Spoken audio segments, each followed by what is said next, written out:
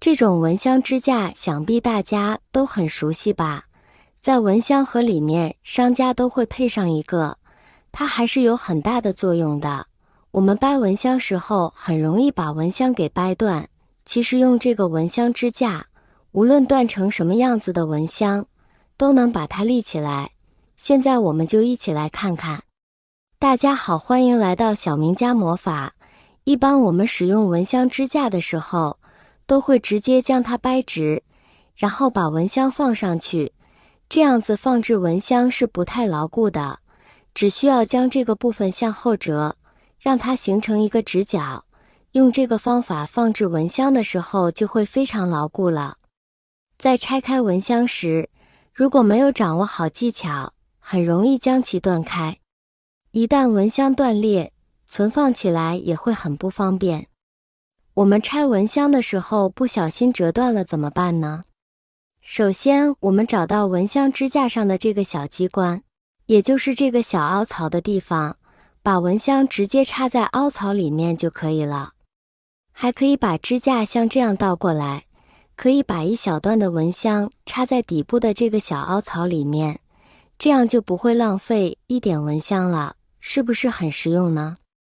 看完这个正确使用蚊香支架的小窍门，断掉的蚊香也能放上，解决了家家户户夏天的大烦恼。你学会了吗？赶紧动手试试吧。亲爱的朋友们，视频已经看到这里了。如果您喜欢我的视频，请您用发财的小手给我点个赞吧。您的每一个点赞都是对我最大的支持与鼓励，谢谢大家啦。今天向大家介绍一个简单的小技巧，不需要任何工具，只需用手即可在1秒钟内将蚊香拆开。双手轻轻敲打蚊香的侧面，以便将其拆开。取出2盘连着的蚊香，确保你的双手干燥，这样有助于更好地掌握蚊香的位置和力度。用一只手握住蚊香的头部，将另一只手放在蚊香的底部，保持稳定。轻轻敲打蚊香的侧面，注意力度要适中，不要用过大的力量敲打，以免将蚊香打断。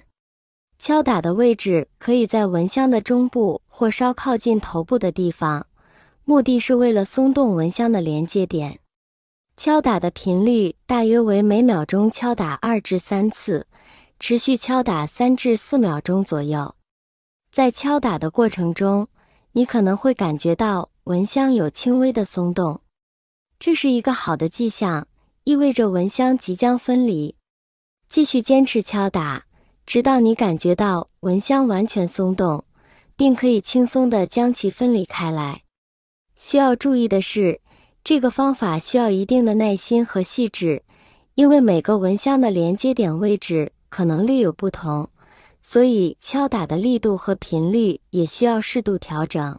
通过尝试和实践，你会发现这些方法能够帮助你轻松地拆开蚊香，省去了烦恼和麻烦。不管你选择哪种方法，都要耐心细致地进行操作，保持适度的力度，以免将蚊香弄断。当你成功地将蚊香拆开后，你可以方便地保存它们，以备下次使用。亲爱的朋友们，视频已经看到这里了。如果您喜欢我的视频，请您用发财的小手给我点个赞吧。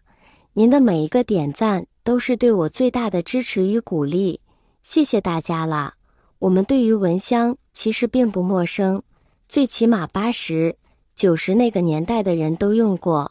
如果夜晚想睡得更加香甜，不被打扰，最好的方法就是在睡前点燃1根蚊香。点燃后的蚊香不仅散发出刺鼻的气味，同时还会有明显的烟飘出，效果确实也是比较明显，一整晚都不会受到蚊子的叮咬。蚊香的主要成分有哪些？这是因为在点燃后的蚊香所散发的出的烟雾不是别的，而是超细微粒烟尘、多环芳香烃、羰基化合物和苯等，这些都是对人体有着明显的伤害。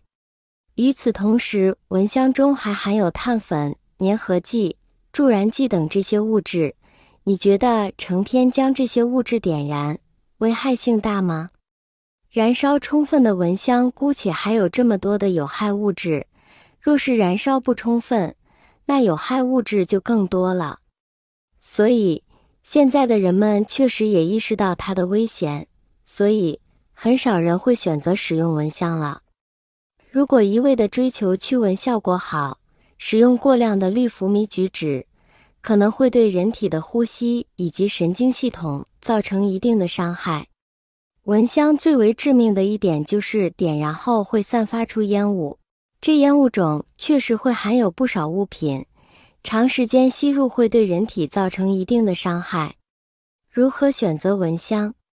如果选择蚊香的话，建议首选低毒及拟除虫菊酯类制作的蚊香，尽量减少对呼吸道的毒害。如果家中有孕妇或者婴幼儿，建议最好使用电蚊拍、物理灭蚊灯、超声波驱蚊器等安全无毒副作用的灭蚊产品，避免使用蚊香。买蚊香注意什么好？一、无论是在超市还是市场上，选择蚊香切不可选择三无蚊香产品。选蚊香时，首先要看清包装盒，产品外包装上应有厂名、厂址、生产日期、有效期、成分、执行标准、农药登记等。二、选择蚊香摸表面，如盘式蚊香，表面粗糙不平，表明质量不好。对于电蚊香片和液体蚊香，其塑料件不应有明显的桥曲变形、裂纹、划痕、毛刺等。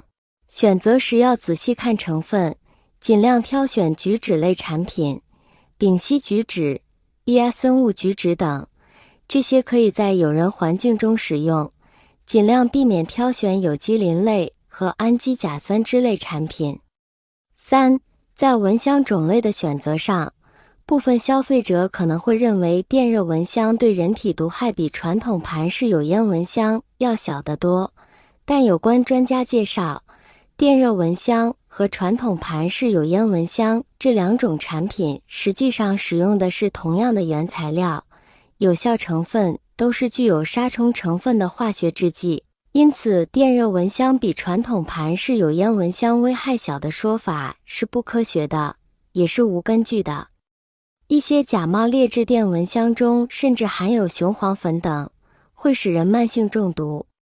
以上就是今天给大家分享的内容，希望这些小技巧和建议能够帮助你度过一个安宁无虞的夏夜。如果您觉得有用，别忘了转发分享给身边的朋友，你的分享可以帮助到更多有需求的人哦。非常感谢大家的支持，我们下期再见。